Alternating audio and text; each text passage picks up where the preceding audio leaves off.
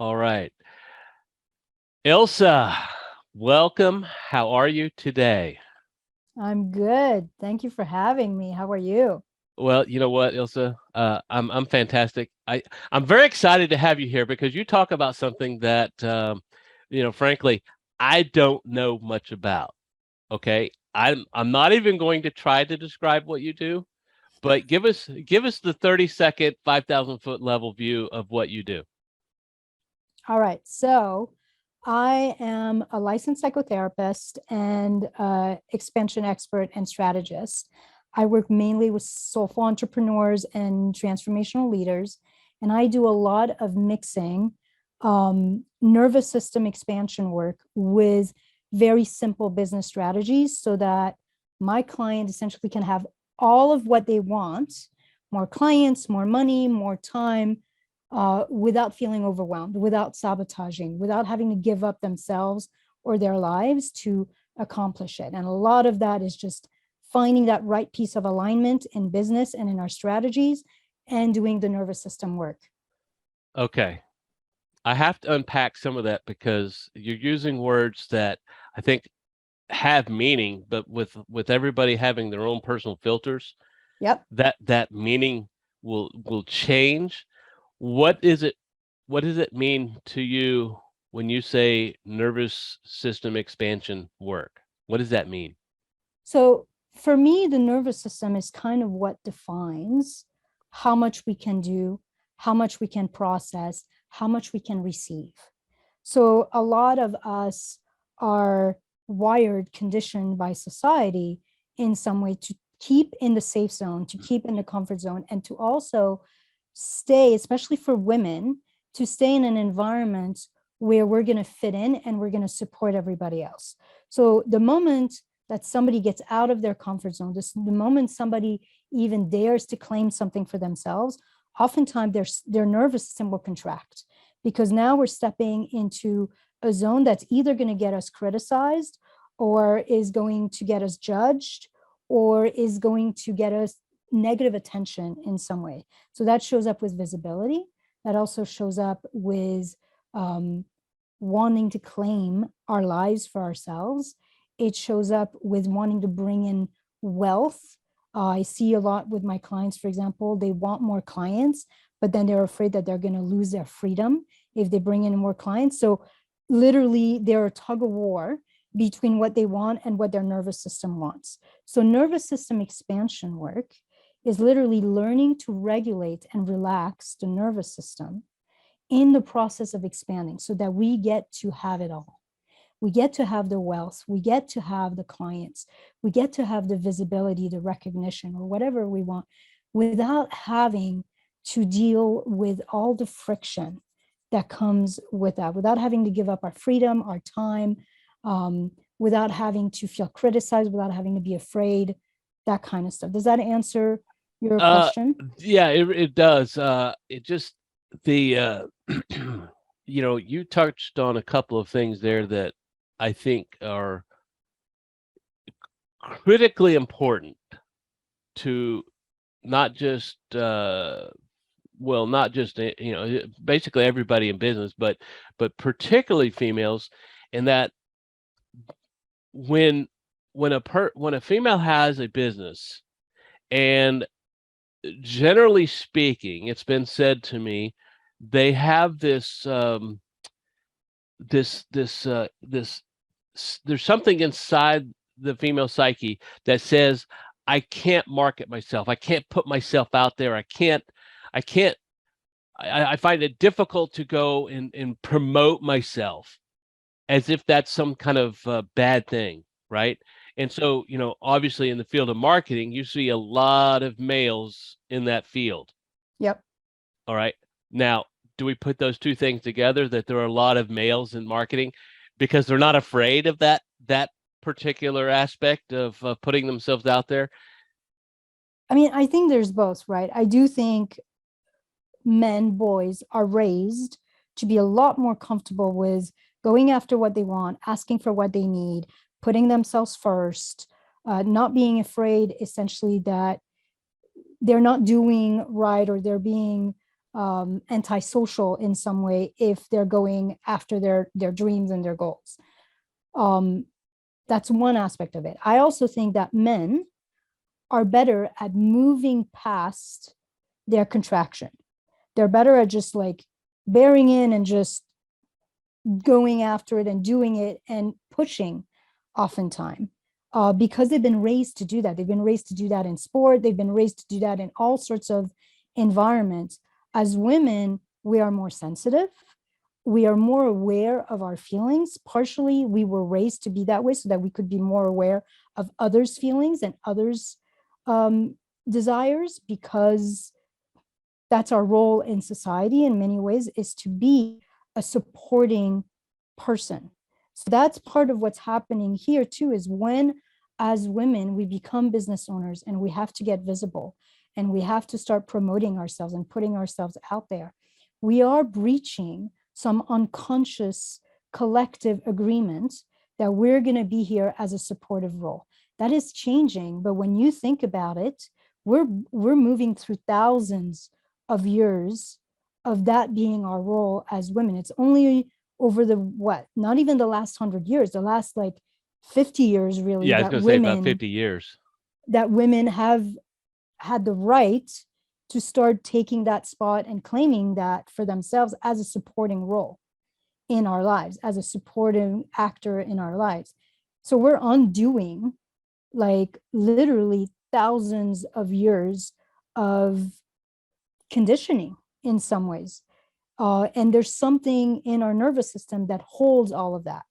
It's ancestral, it's collective, it holds the fact that we're not supposed to claim that piece of the pie for ourselves, and that if we do, something bad might happen.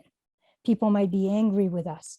People might judge us. People might criticize us. You still see it today. When a mom wants to go out there and be a businesswoman, like no one looks at a dad who wants to own a business as if there's something wrong and he's being a bad dad. But there's still a lot of that with women, where a woman wants to, start a business or really focus on her career. If she's got children, there's still some judgment that happen there. Well, we can disagree on that aspect of men, because I think society has set up that you shouldn't be a risk taker. You should be a corporate drone, right? I think there's some truth to that. Absolutely. You need to go to school. You need to, get an education. You need to get a job, and it's all about safety, right? So yep. Whether you're male or female, you step outside of that norm and you want to do something different for you, for your family, and you want to start a business, you want to be an entrepreneur. Never mind the fact that we have thousands and millions of entrepreneurs, people still look at that as a risky proposition. Well, sure what happens if you fail? I don't know. What happens if I get laid off? And right? I think this is what COVID's done in some ways. Like COVID has helped all of us see that what we consider to be safe and to be stable is not always safe and stable. And that staying at a job that we don't love just for that a lot of that safety is actually a make believe.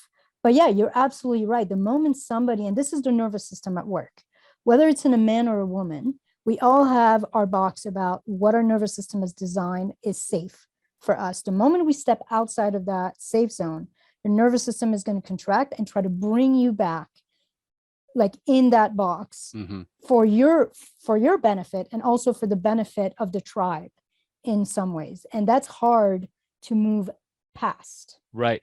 Now, if we take that aspect and apply it to the female side of the spectrum, now I will agree that they have additional pressures that the male probably, if they're aware of, they have the capability of ignoring.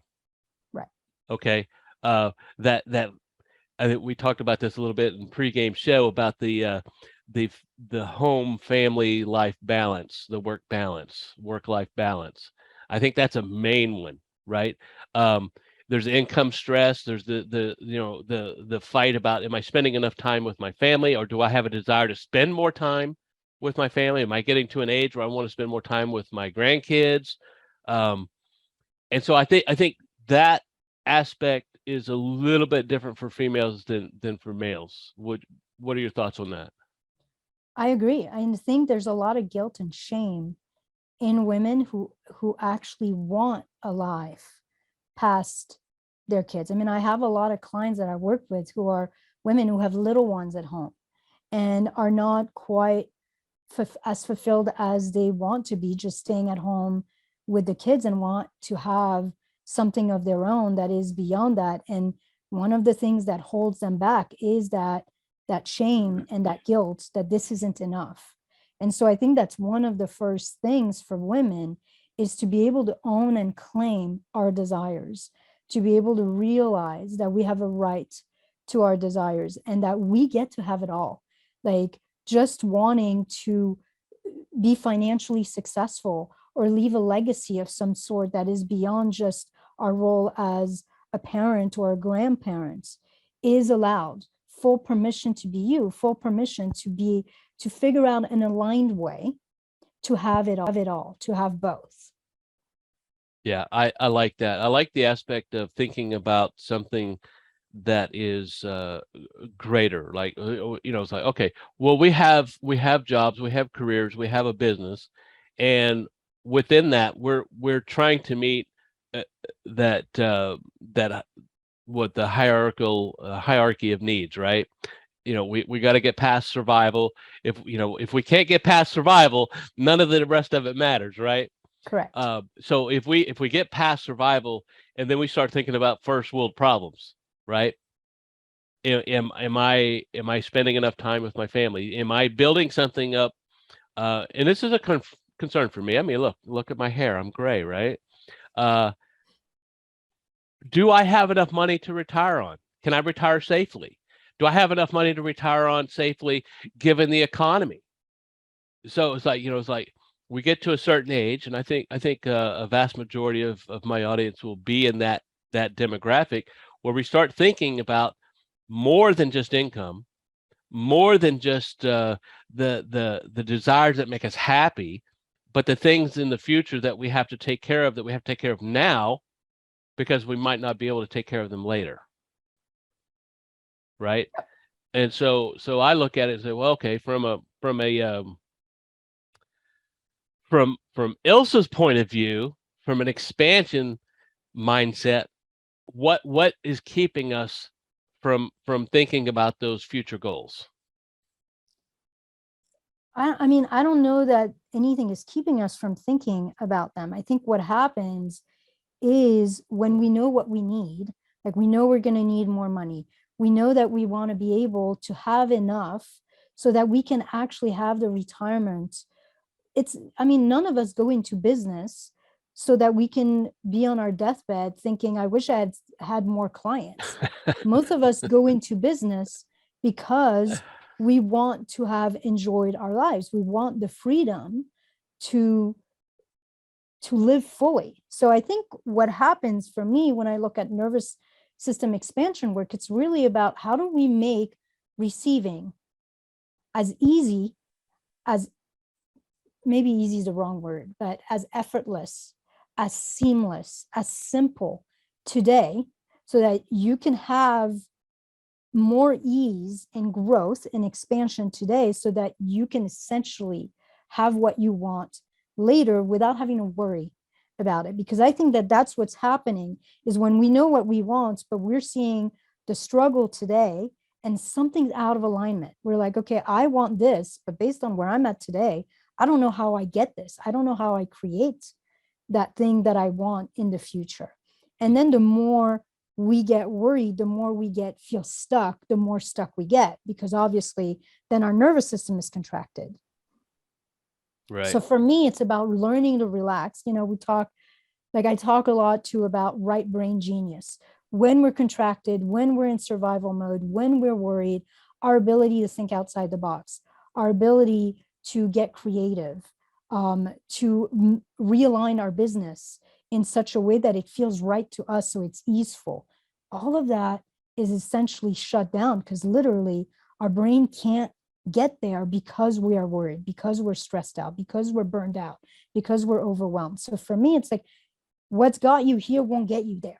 You have to find something that actually like clicks now so that you can create not only the life you want in the future, but also the life you want now. Because it's not just about like getting ourselves set up for retirement. It's about loving the journey. Yes, there's a destination, but there's also a loving the journey along the way and having the most easeful, the most expansive journey that we can have.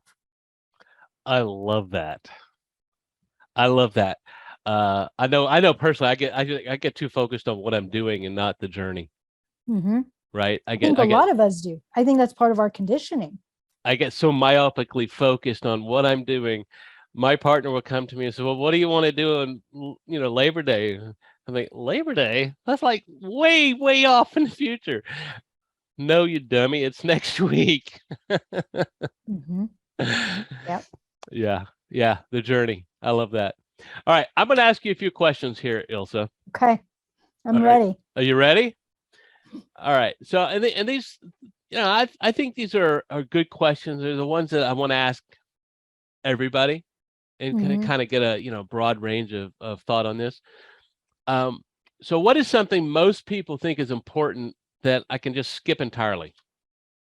You mean in business growth? Business, life. In your journey, you found something. It's like, everybody thinks this thing is something that's important to do, but you know what? You don't even have to worry about it. Skip it. That's a hard one. I mean, I think everything is important.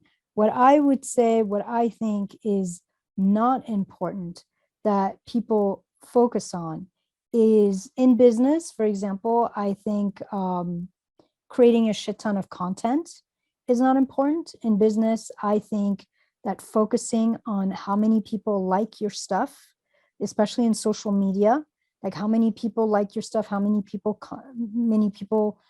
comment is not important, because oftentimes your buyers are actually lurkers. They're not always the people who are going to get engaged. So not looking at these kind of vanity metrics to decide whether your business is working or not. And I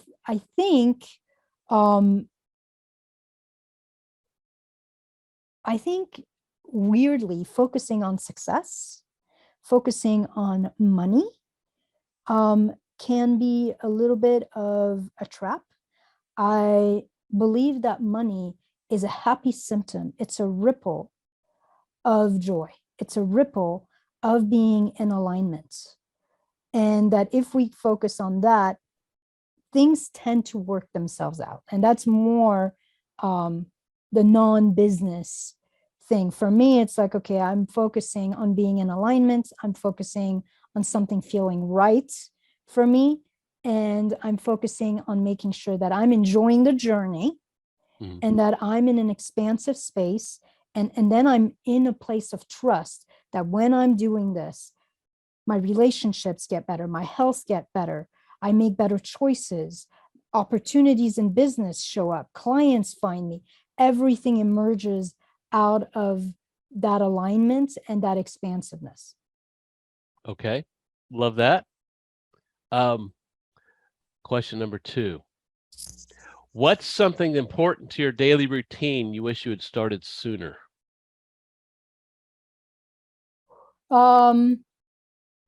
Definitely nervous system expansion work. I do it now, and I struggled quite a bit for a long time, like essentially getting myself from the morning on in an expansive place rather than always be putting out fires.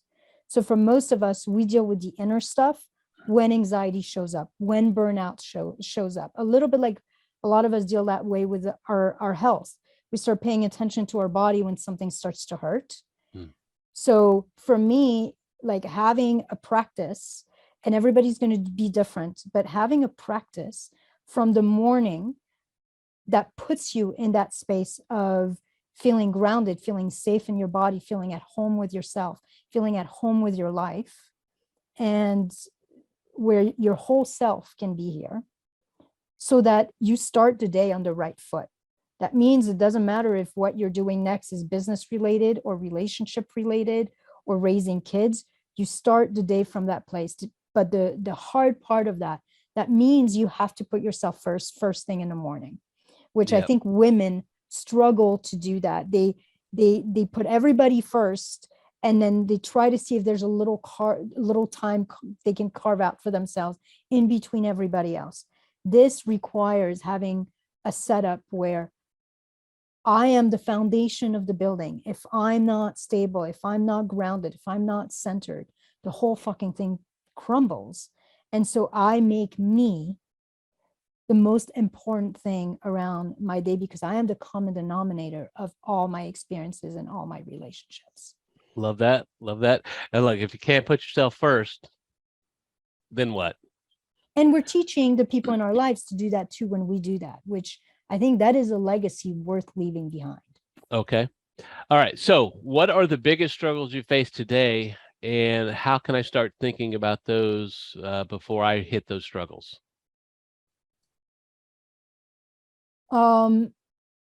Biggest struggle I face today is, again, getting like a little bit like you, getting caught up in the grind, and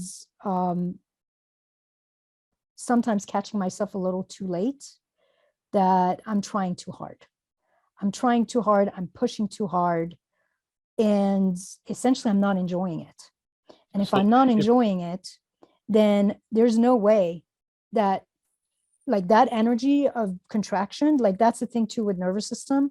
We're like tuning forks, or strings. We kind of vibrate at the same level between humans. We have this thing called mirror neurons where we mirror each other. So if I'm off, then the person in front of me, whether that's a client, whether that's a potential client, whether that's my husband, is going to essentially start mirroring me and be off.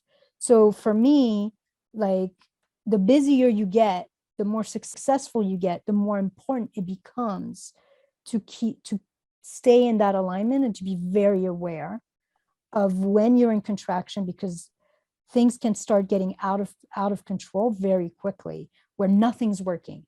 And the more like nothing's working, the more that happens, the more contracted you get. And it's a little bit of a vicious cycle until you pause and reclaim yourself in someone, get in the right space so that your life is working. Essentially, your life is a mirror. Your business, your life is a mirror of you. and that complete answer takes you only back to the last question.